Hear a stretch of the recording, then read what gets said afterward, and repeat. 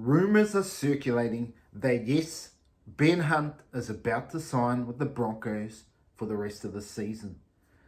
After the game, the Dragons got it done, and it's all that the Dragons asks of Ben Hunt. If you can make sure we don't get the wooden spoon, and this game is pretty much done and dusted, that saved them from that you can go to the Broncos.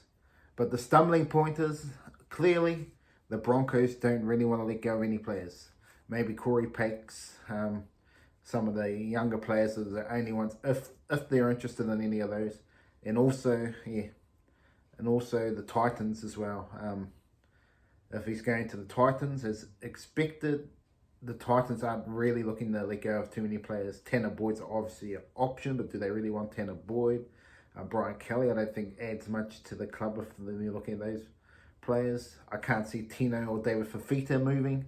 So that's been the biggest stumbling point for this not to happen. So it may not happen because of that reason, because then they aren't getting anyone. So I still think he's going to go. Maybe not necessarily the Broncos, but I think he's definitely going to the Titans. Just think they're just trying to find a player, and that's the issue that is stopping that. And I think they're trying their best to find an able replacement, whether it's from the Super League as well, before they let Ben Hunt go. But no funny thing in rugby league, if they desperately want someone, it may just happen like that. Boom!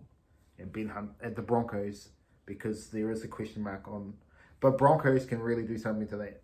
I think this is a big game for the Broncos against the Rabbitohs.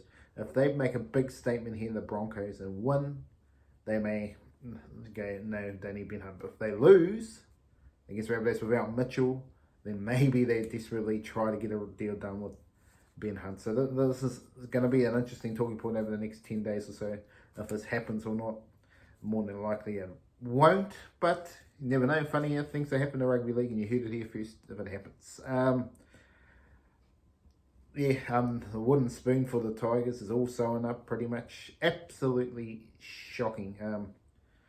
I just don't know what to say about this for the Tigers, but Justin Pascoe's got to go.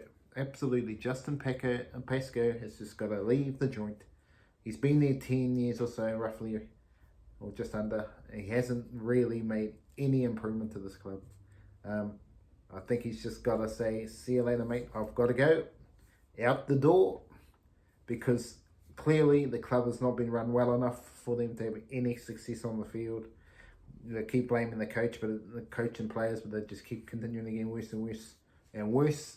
But to be honest, for all you Tigers fans out there, let's get fair dinkum. They really have struggled to get players because of their on-field performance. You look at players like Russell Packer, they've had to re-sign, and Josh Reynolds. If you go back even earlier, they were signing Braith Nasty coming to the end of his career. They're getting people at the end of their careers and paying them big money when they're not deserving. And it just implemented their salary cap and absolutely stuffed that up. They couldn't sign any other talent. It's really, really confusing. And are they continuing it right here, right now? Yes. They signed the two young Fainu brothers for reportedly $4 million over the next 4 years. I scratch my head that these guys are worth $500,000 a year. Hopefully we're proved wrong. At least it's youth. But I mean, we know the West Tigers, if it doesn't pay off, that's a lot of money caught up in your salary cap with two people that are not proven as yet as NRL standard. So that's the big risk the Tigers take, but maybe the Tigers need to take some risk on some youth to try and turn it all around. It's going to be interesting how that plays out with the Fainu brothers. Hopefully they deliver what the Tigers desperately need, some performances. But just another player to look at. If you look at the Tigers, look at Papali'i. Absolutely gone backwards since going to the Tigers. And they're supposed to be a lot stronger outfit this season.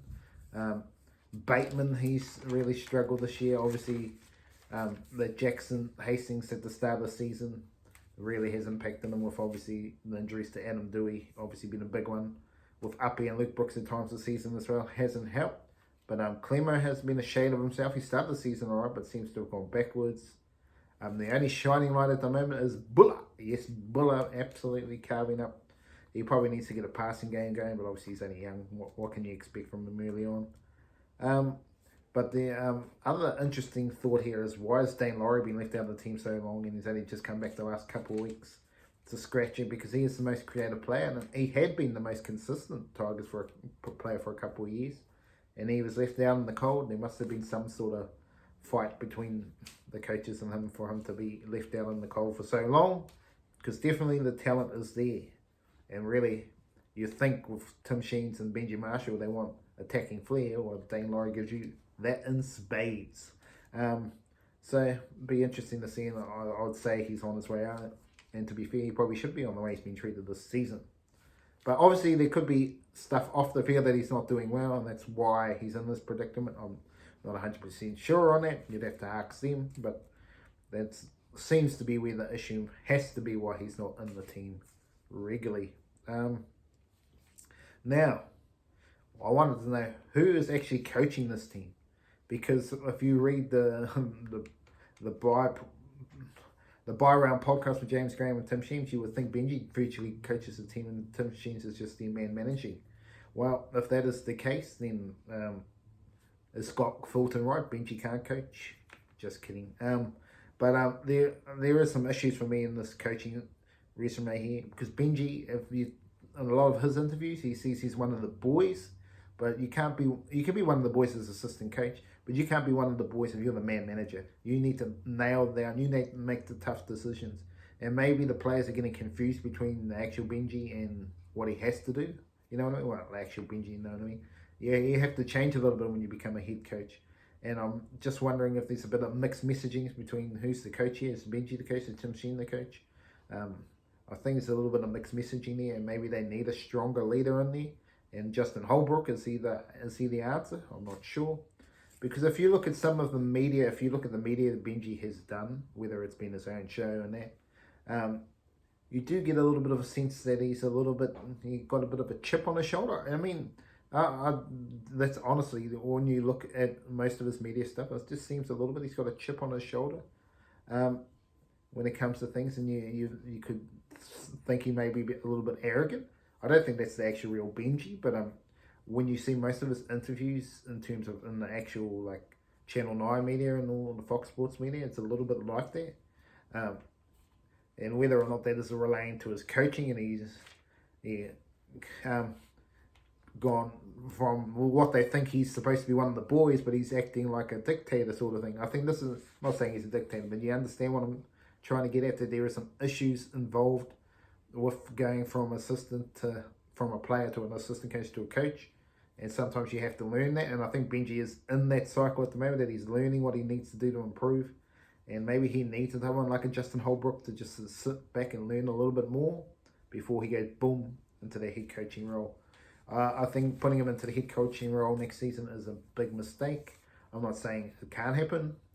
Look at Andrew Webster, he is able to do it, but he also did a lot of groundwork as an assistant coach before he got this job, where Benji's got it a different way. He's trying to learn it all, as well as being the head coach. I think he can't be head coach next year. It would be silly to put him in the head coach. He needs to learn his craft more to get himself ready for that big moment. I think he can do it, but he's going to need some decent support, and he needs probably more than what they're giving him at the moment, as it can clearly seen on the table. But they also need Justin Pascoe to go out the door. Yes, that's what needs to do. And, well, why is a club legend like Chris Lawrence basically thinking, I've just got to go because this team is a shambles? He sends a text message to the chairman saying, hey, come on, this is not good enough. And they pretty much told him, see you later, out the highway, you know what else, go on. I think he's just really trying to improve the club. Maybe he needs to go to CEO. Get rid of him and put Chris Lawrence in the CEO. This is just stuff I'm looking at. Give someone with integrity as the CEO there to really turn the ship around. They really need to do something to really get themselves rocketing up the table.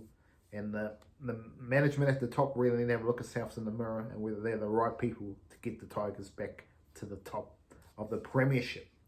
Yes, Latrell Mitchell, yes, he's out of the game tonight. Disappointing. And that probably means the Rabbitohs lose, to be honest. I know Blake Tuff's not a bad player, but really their presence of Latrell Mitchell is going to have to be, they're going to have to jump over a climb high here to win this game. which gives the Broncos the opportunity to go boom. Reece Walsh makes a statement. The Broncos need to make a statement tonight as well. They really do. They really need to say we are the premiership threats. On the other side, you've got Lachlan Ilias. He needs to step up his game if the Rabbitohs are going to be any force to make a long, deep run into the finals. They've been preliminary finals all this time, but can he get into the next step? Well, he's going to have to prove it tonight, because if they lose this game, this might be costly for their top four. I think they can still get top four if they lose this game, but it makes it harder if they lose this one. Yeah, and what's all the hoopla about the Cowboys winning the premiership? Really? I don't see it. I honestly don't see it. Chad Townsend's not playing good enough for mine. I know Dearden and Drinkwater are playing very good football, and Valentine Holmes is playing good football. A lot of the other players might be enough, but I think in the big games, even though Chad Townsend has won a premiership and can play a role, I'm just not sure he's playing up to the standard he's used to. And whether he can get back there, maybe he can. He's not playing real bad, don't get me wrong, but really, he needs to go up that little bit of level if you think the Cowboys are going to win. And as we know in history, if you lose more than 50 points in one game of the season, you're not going to win the comp. And to be honest, I don't think the Cowboys will get past round 2 of the finals this season. And that's the way it is. Go the Warriors, take the Raiders tonight. Thank you for watching the Barry Charles Footy Show. Remember to like and subscribe to the channel, and I'll be back with another video shortly. Have a lovely day out there, and enjoy the footy.